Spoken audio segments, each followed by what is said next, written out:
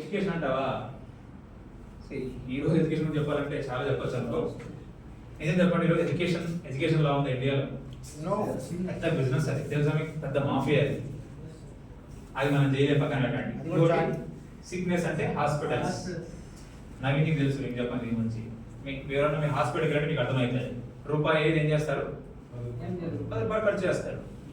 ఏం చేయాలి? ఏం చేయకపోతే చచ్చిపోతాం. అంతే కదా. 5 రూపాయలు ఖర్చు ఏం చేస్తారు? 50 రూపాయలు చేస్తున్నారు. లేదా పెద్ద పెద్ద హాస్పిటల్కి వెళ్ళండి చూద్దాం, అనవసరం టెస్టులు రాస్తూ ఉంటారు కాలేదా? దీని తర్వాతది, సో హాస్పిటల్ కూడా మనం పెట్టలేము, బికాస్ దట్ ఈస్ ఆల్సో ఈరోజు ఇండియాలో చాలా ఫ్రాడ్గా జరుగుతున్నాయి. తర్వాత ఇంకోటి వెల్నెస్ అంటే మనం చేసేది వెల్నెస్ ఇండస్ట్రీ. అంటే ఇంకా జబ్బు రాకముందే మన జనాలకు అవేర్నెస్ ఇస్తున్నాం, దాని తగ్గట్టు ప్రోడక్ట్ ఇస్తున్నాం, దాని తగ్గట్టు డైలీలో వాడే ప్రొడక్ట్స్ కూడా ఎలాంటి ప్రాబ్లం లేకుండా చేస్తున్నాం. ఇప్పుడు మంది చేయకూడదా? మనం ఎవరి దగ్గర డబ్బులు పెట్టించట్లే, ఎవరి దగ్గర అనవసరంగా డబ్బులు కట్టించట్లే, ఎవరికి అనవసరంగా ప్రోడక్ట్ ఇవ్వట్లే. కరెక్టా? ఇప్పుడు సోప్ ఉందనుకోండి, చాలా మంది అంటారు సార్ నా సంతూరే ఇష్టం సార్ అని. Okay, school no problem. నేను అడుగుతాను, సంతూర్ కంపెనీ ప్రోడక్ట్ వాడడం వల్ల నీకు ఎంత డబ్బులు వస్తాయి?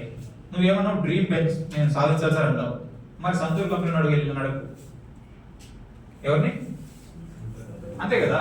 Don't ask me sir how to become successful. ఎవరిని అడగాలి? ఓనర్ పేరు చెప్పి సంతూర్ కంపెనీ ఓనర్ తెలియదు, ఇంకేం అడుగుతావు నువ్వు? కరెక్టా? ఇక్కడ ప్రోడక్ట్ వాడామనుకో, ఐఎమ్ రెస్పాన్సిబుల్. అర్థమైందని చెప్పేది.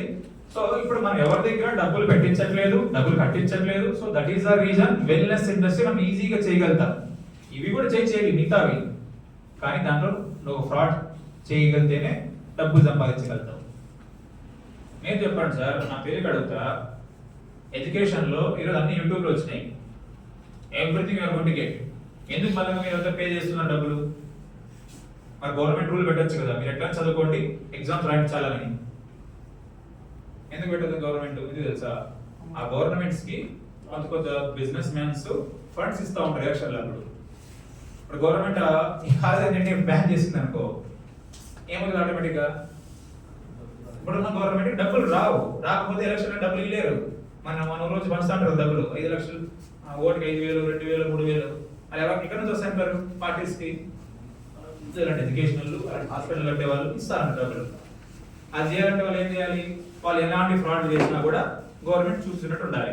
అప్పుడు వాళ్ళు ఫండ్స్ ఇస్తూ ఉంటారు. దట్స్ హౌ నౌ ఎవ్రీథింగ్ జరిగేది కాదా?